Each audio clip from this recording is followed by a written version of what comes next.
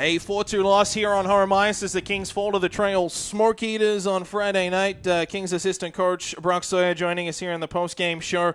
I write down notes after each period, and I've got sloppy, messy, turnovers. That kind of describes the game. It got a little bit better in the third period, but overall it didn't look very good tonight. It looked a little bit like kind of rec league out there at points. No, definitely. I mean, that starts from the drop of the puck when you're not ready to play. Face-offs are important. We weren't executing on our plays there. I thought our D were a little lackadaisical and weren't getting hit in pins in the early going, and some soft outs. And that sums up our night. We just didn't have an effort. You told Zach Evans through 40 that we asked about the hits, and Kent Lewis challenged his team in the pregame to hit more, and he said there were guys Sunday against Victoria that had 3 hits throughout the entire game, and he said it's impossible to have just 3 hits when you're playing Kings hockey. You said that we've got some guys that are going out there hitting, we've got some guys that are out there passengers. I'm not going to ask you to call anybody out, but how do you get a more even balance on that? How do you get that, I guess, more consistency night in, night out in just the physical game? Let's take away all the other elements, just the physical side of it, which I know is a big catalyst for the rest of the game. No, I think it's just guys buying in. We stress it in practice, and it's a style of play. We're not asking guys to go out and take healthy runs at guys, but just the little things. You're 2 steps away, finish your hit. The guy moves the puck, don't let him off the hook easy. I mean, it doesn't have to be the biggest bone-crushing hit, just finish, and that way guys know they're going to be held accountable when they have the puck. And teams take advantage of us, and they hit our guys hard, and I don't know, we just, I guess, like getting hit, and we take it, and we don't really have much pushback. So, I think how you fix it is just you put it on the players and go home and look in the mirror and figure out, what is my purpose here, and what are they asking me to do? Can I play that? And I know most of the guys will come back and say, yeah, I'm in. So, let's go all in and get a win tomorrow.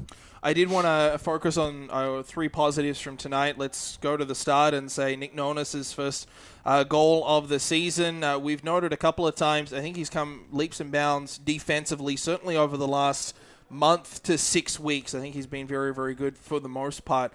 Nice to see him get rewarded. You always like to see those defensive defensemen get those goals. No, definitely. I mean, he's played some big minutes and in a lot of shutdown roles, and he's been working hard to get back in the lineup here, and coming in fit back in seamlessly with Andy, and they did a good job tonight. I thought nice for him to get rewarded with the goal. I mean, lucky bounce off the stick and upstairs, but take it. No, that's the those are the bounces you're going to get when you do things the right way. And he's, like you mentioned, he's come leaps and bounds, and he deserved it. I wanted to also talk about Ryland Ball. I'd been anticipating, certainly with the absence. I mean, we had Turnbull and Betts away at Canada West, warning as well, and then Turnbull and Betts staying away. So the Kings short up front. You've got a guy like Ryland Ball who is versatile and has played a lot of minutes up front, is a defenseman by trade right now with the Kings.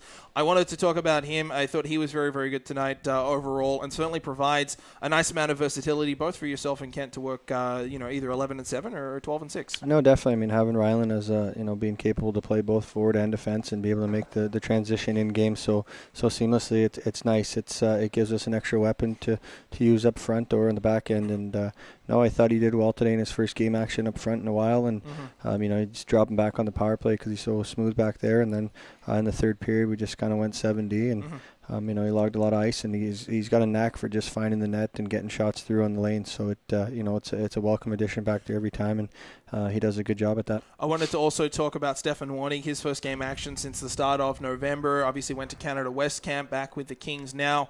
You look at certainly those 2 in the first period, and you say missed defensive assignments. He battled real well in the second and the third there. No, he did. I mean, he gave us an opportunity to win, made some big saves when we had to, and when we needed them, and then he kicked well all night. So, the guys did a good job in front of him, clearing out some rebounds, and like you mentioned, just letting guys slide in the first 2, and obviously not the typical start that we need. Thought it was a little lackadaisical. So, that'll happen. We'll go over tape with guys, and guys just failing to recognize assignments, and that's all mental. So, wanted to talk briefly about the Merritt Centennials as well. They come into the Hat Parker Arena tomorrow night, a 7:15 start for some Saturday night hockey in Powell River. Kings saw them a few weeks ago, got a victory at the Nicola Valley Memorial Arena, something that doesn't happen very often. It's a tough building to go in, and the Kings haven't been successful there in history. I wanted to talk about obviously the Let's turn off the phone here.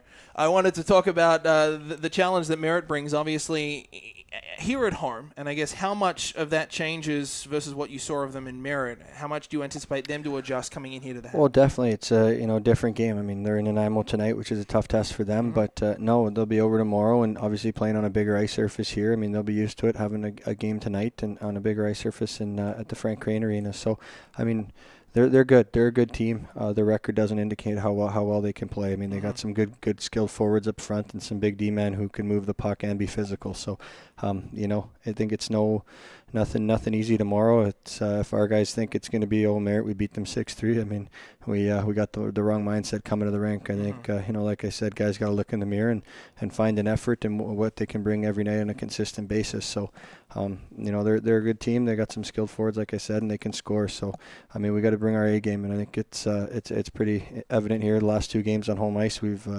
haven't brought it, and some angry fans going home. So hopefully tomorrow, our last home game before Christmas, we can give them a nice Christmas send off and send them on their way happy. Brock, appreciate you coming up here and doing this. Thank you very much. Yeah, thank you. I'd just like to give a quick happy birthday to my dad today. So Mr. Sawyer, you listening? Happy birthday, Dad. Are you going to give the number, or a gentleman? That's a lady that never tells, isn't it? I think so. I don't know how it works. How old is he turning? He's a Y61 today. I'm putting you on the spot there. You have to dig in the back there. No, I talked to him before the game, and he told me so. A Y61. Happy birthday to Mr. Sawyer back home there. Brock, thank you very much. Thank you.